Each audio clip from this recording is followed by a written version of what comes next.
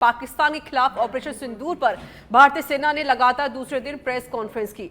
Army से DGMO lieutenant general Rajiv Ghai, navy से vice admiral AN Pramod और एयरफोर्स से एयर मार्शल अवधेश कुमार भारती ने ऑपरेशन सिंदूर पर 32 मिनट तक फिर से जानकारी दी। DGMO lieutenant general Rajiv Ghai ने कहा कि जो दुर्दशा आपने पहले और कल पाकिस्तान एयरफील्ड की देखी और एयर मार्शल की प्रस्तुति आज देखी, हमारे एयरफील्ड हर प्रकार से ऑपरेशनल है। पाकिस्तान के ड्रोन हमारे ग्रिड के कारण नष्ट हुई है। मैं यहां पर अपने बॉर्डर सिक्योरिटी फोर्स की सराहना करता हूं, जिसके कारण पाकिस्तान की नापाक हरकतों का विनाश किया गया।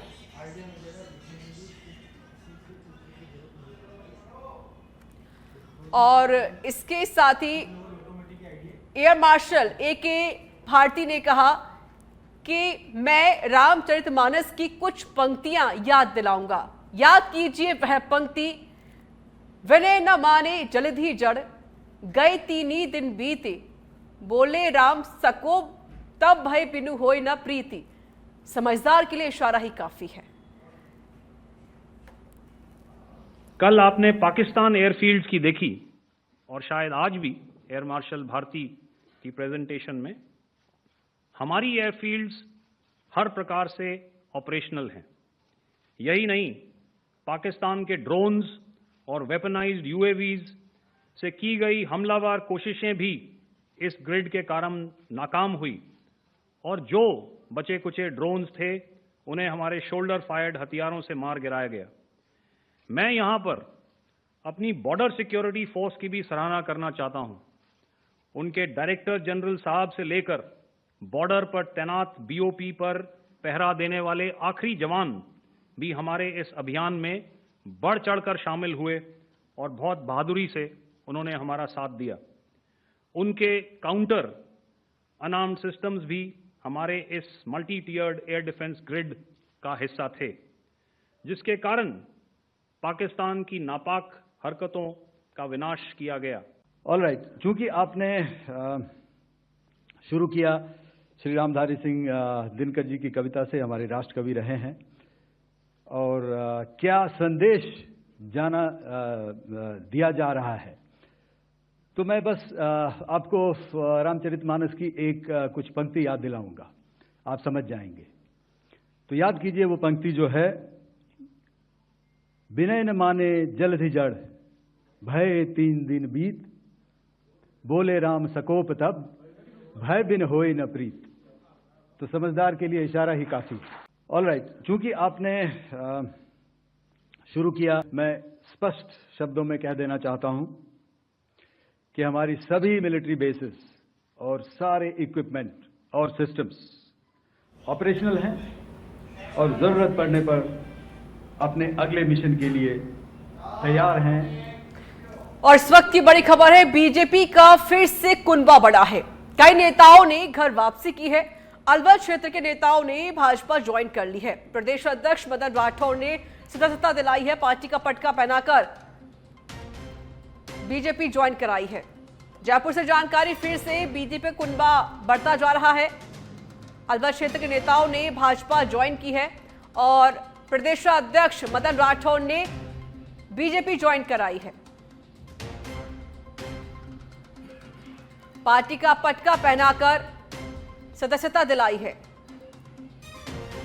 कई नेताओं की बीजेपी में घर वापसी हो रही है और प्रदेशाध्यक्ष मदन राठौर ने ये घर वापसी कराई है।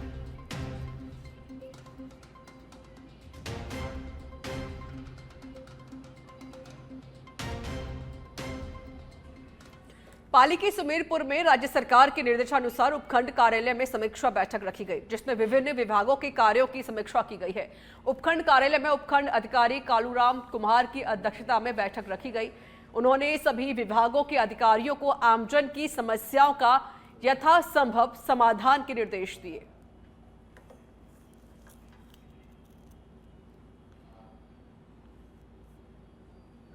राज्य सरकार के निर्देशानुसार प्रत्येक सोमवार को हमारे यहाँ मीटिंग होती है, जिसमें ब्लॉक लेवल के सभी अधिकारी जो भी फ्लैगशिप योजना और अन्य महत्वपूर्ण योजना उसकी प्रगति रिपोर्ट के साथ, इसके अलावा वर्तमान में जो भी समस्या जैसे बिजली पानी की और अन्य जो भी नियमित विवाद आ रहे हैं जिनके बारे में, उन सब पे चर्चाएं होती है, प्रोग्रेस रिपोर्ट पे डिस्कस होता है और जो भी आवश्यक हो उसमें निर्देश दिए जाते हैं। तो आज भी मीटिंग ली गई थी जिसमें बिजली पानी सहित अन्य फ्लैगशिप योजनाओं की प्रगति रिपोर्ट।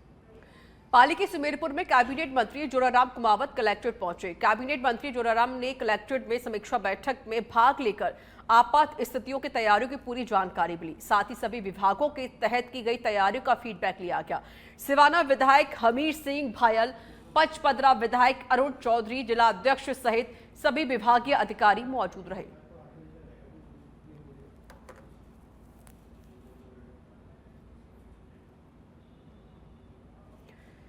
जम्मू कश्मीर के उधमपुर एयरबेस पर पाकिस्तानी हमले में शहीद हुए झुंझुनू जिले के मेहरादासी गांव के शहीद सुरेंद्र कुमार मोगा को श्रद्धांजलि देने के लिए सूबे की डिप्टी सीएम दिया कुमारी पहुंची। इस मौके पर सबसे पहले डिप्टी सीएम दिया कुमारी ने शहीद सुरेंद्र कुमार की फोटो को श्रद्धा सुमन अर्पित कर उन्हें नमन किया। इसके बाद वे शहीद वीरांगना सीमा और शहीद सुरेंद्र कुमार के दोनों बच्चों से मिलकर उन्हें ढाढ़स बंधाते हुए कहा कि सरकार उनके परिवार के साथ हमेशा खड़ी है। सरकार की तरफ से तो अभी वो 5 लाख की घोषणा की है और दे भी गए और मैंने गांव में भी जो सुविधाओं की जो आवश्यकता है उस पे भी तुरंत प्रभाव से हम लोग जो भी काम कर सकते हैं करेंगे। और मैं तो कहना चाहूँगी कि बहुत ही इनके लिए तो मैं कहूँगी कि सौभाग्य है कि देश के लिए सुरेंद्र जी ने अपने प्राण दिए देश के लिए और परिवार के लिए हम लोग जो कर सकेंगे करेंगे। हमारे लिए भी मैं कहूँगी कि एक हमारा ही परिवार है वो और उन्होंने इतना कुछ देश को दिया है और हम लोग भी अपनी ओर से, सरकार अपनी ओर से जितना भी होगा उतना उनके लिए करेगी, पूरा आश्वासन दिया। जोधपुर डीसीपी वेस्ट राजश्री वर्मा ने बताया कि जहां एक तरफ सीमा पर सेना अलर्ट है, वहीं दूसरी तरफ शरारती तत्व अपनी करतूत से बाज नहीं आ रहे हैं। दिनों दिन जोधपुर में 2 ऐसी घटनाएं हुई जिसको पुलिस ने गंभीरता से लिया, लेकिन पकड़े जाने पर यह दोनों ही शरारती तत्व निकले। पहले मामले में डिप्रेशन में आई महिला ने पुलिस को मेल करके धमकी दी, तो वहीं दूसरे मामले में एक शरारती युवक को पुलिस ने गिरफ्तार किया। मामले की जांच पुलिस कर रही है। शहर में भ्रामक सूचना देने वालों पर नकेल कसने हेतु एक विशेष टीम का गठन किया गया। पुलिस ने आमजन से अपील की कि वर्तमान परिस्थितियों को देखते हुए दूरसंचार या सोशल मीडिया पर किसी भी प्रकार की भ्रामक पोस्ट या सूचना नहीं दें, अन्यथा आपके विरुद्ध भी कानूनी कार्रवाई की जा सकती है। फेक न्यूज से बचें एवं स्वयं को भी बचाएं।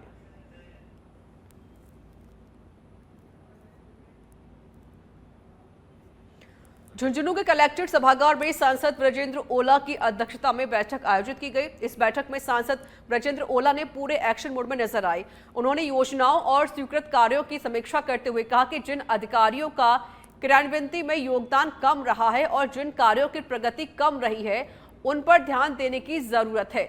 बैठक में सांसद ओला ने गर्मी के मौसम को देखते हुए मौसमी बीमारियों को लेकर अस्पतालों में स्टाफ, दवा, संसाधन आदि को सुनिश्चित करने के निर्देश दिए।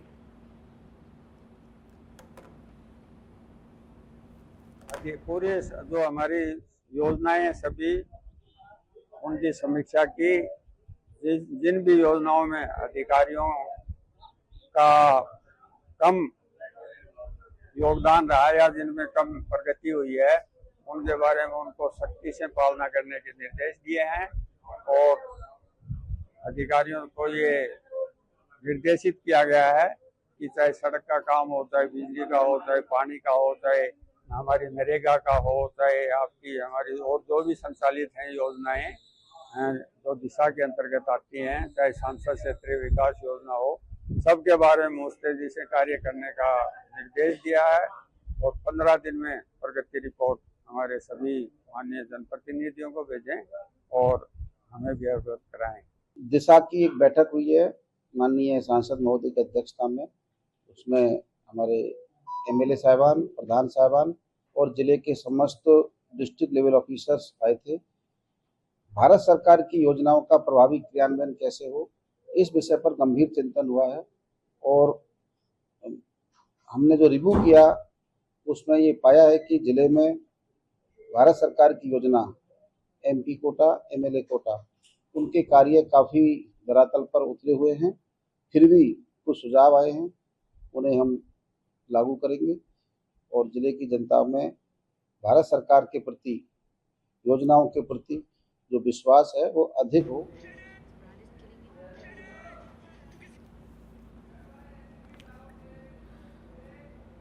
अजमेर की रामगंज थाना पुलिस ने अवैध मादक पदार्थ की तस्करी करने वाले एक युवक को गिरफ्तार कर लिया है।